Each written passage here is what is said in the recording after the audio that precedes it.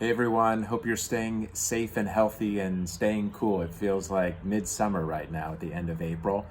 And I wanted to make this video for you as we're getting into beginning of May this coming week, in which a lot of the economic numbers will start coming out, I believe May 8th, in terms of where the economy will be headed with unemployment and GDP. We want to get out ahead of these numbers a little bit because we're dialed in terms of what economists are saying around the world, because I know a lot of sellers and buyers have questions just about where will this economy take us, but we're confident that housing will lead the way.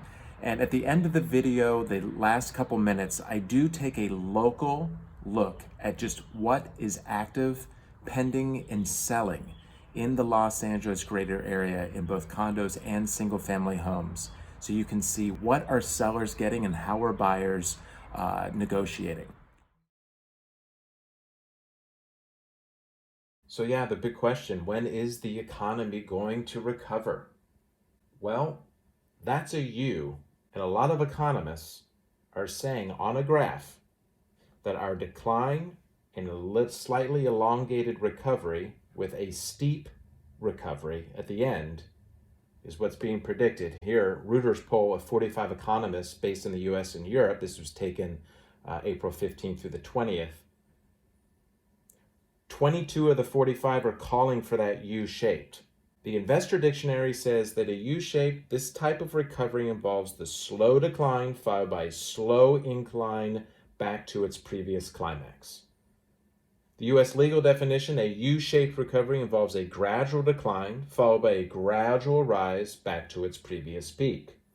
In the Business Dictionary, a term that depicts an economic recession and recovery with a gradual decline, a protracted and uneven bottom, and a gradual rise. In the learning markets, recessions that begin with a slightly slower decline but then remain at the bottom for an extended period of time before turning around and moving higher again. The U. 22 say a U-shaped, while 10 economists out of the 45 are calling for a V-shape, that steep decline with a steep recovery. 7 are saying a check mark, a more steep decline and a more gradual recovery over time, while 5 are calling for a W-shaped, meaning we'll see a strong recovery in the economy, but a resurgence in the fall possibly of flu combined with COVID-19 could put us back into stay-at-home orders in which we have to close businesses again and social distance again, bringing us back into negative terms in terms of GDP. So you have everything from a check mark to a W, to the flying W, to the V, to the U, to the Nike swoosh is what economists are saying to make it relatable to the general public. You know, business science is asking, how has the economy rebounded from similar slowdowns in the past? Health science is looking at, when will COVID-19 be under control? Will there be another flare-up of the virus this fall? Social science points to, well, businesses, when will they be fully operational? How long will it take American consumers to return to normal consumption patterns? You know, going to the movies, attending sporting events, or getting on a plane. An L shape on the graph is not what's being called for, as in an elongated depression. So major financial institutions are calling for a V-shaped recovery. This is from a couple weeks ago, where the U shape is being more talked about today at the end of April. In terms of GDP, you can see Goldman Sachs, JP Morgan, Morgan Stanley, Wells Fargo calling for the steady decline in quarter 2. But in quarter 3, 4, they are right now calling for a return in positive territory with a recovery in the GDP.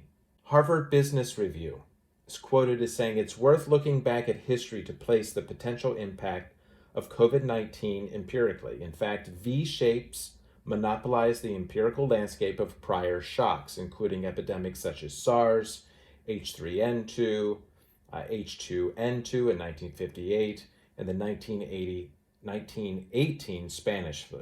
John Burns Consulting is quoted as saying, historical analysis showed us that pandemics are usually V-shaped, sharp recessions that recover quickly enough to provide little damage to home prices. And some very cutting edge search engine analysis by information management team showed the current slowdown is playing out like this thus far. Looking at the market activity from Beverly Hills all the way over to Los Feliz, down to the Miracle Mile Beverly Center, up to the Sunset Strip, you have 185 single family and condos actively on the market ready to sell. Since the stay-at-home order in the middle of March, you've had 128 properties go into escrow with an accepted offer.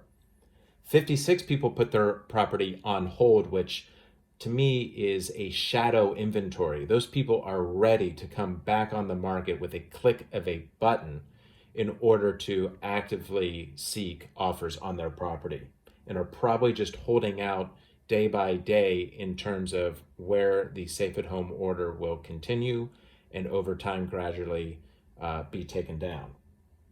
In the month of April, 75 properties closed and sold successfully with an impressive 36 days on market as an average. That's below average days on market.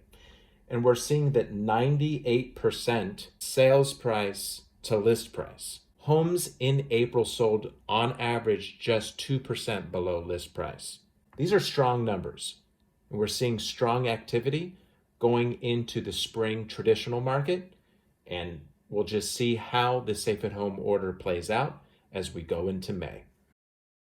All right, so I hope this information is helpful to you. Please digest it, and if you have any questions or comments, please reach out. I'd love to go more in depth with you in terms of what maybe some of your real estate goals might be in the future and how this may play out. Thanks.